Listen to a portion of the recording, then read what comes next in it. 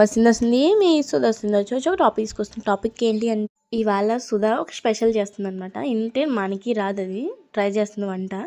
ఏంటి అనుకుంటున్నారో కామెంట్ చేసేయండి.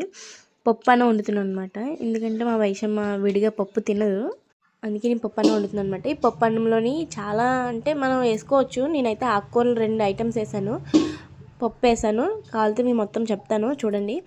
ఒక గ్లాస్ బియ్యం తీసుకున్నాను, చిన్ని గ్లాసు పప్పు తీసుకున్నాను. అవి బాగా పచ్చివాసన పోయేదాకా ఫ్రై చేశాను. ఎందుకంటే పప్పు పచ్చివాసన వస్తుంది మళ్ళీ తినదని చెప్పేసి.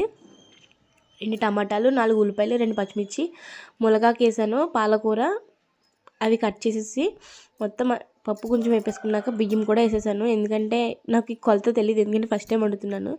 పిల్లల గురించి ఎలాంటి వాళ్ళైనా తప్పదు కదా, మారిపోవాలి కాబట్టి ఇంక సర్లే అని చెప్పేసి ట్రై చేశాను అనమాట. బియ్యం నేను కడిగి ఉండిచ్చాను, ఎందుకంటే నానితే అన్నం బాగుంటుందని చెప్పేసి నానబెట్టేసి అవి వేసేసి పప్పు కొంచెం వేపాను కాబట్టి వేసేసాను.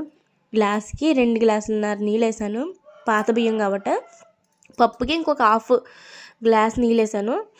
ఇంక ఈ వెజిటేబుల్స్కి అయితే ఏమీ వేయలేదు నేను.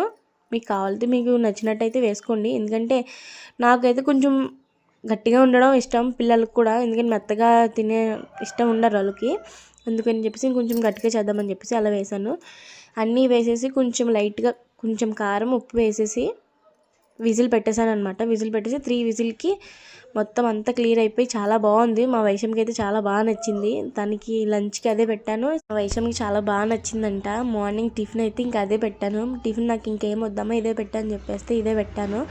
సరే అయితే నేనైతే ఫస్ట్ టైం అబ్బా, మీరు ఎప్పుడైనా ట్రై చేస్తారు లేదో కామెంట్ చేయండి. కానీ లైక్ అండ్ సబ్స్క్రైబ్ షేర్ అయితే డెఫినెట్లీ కొట్టండి.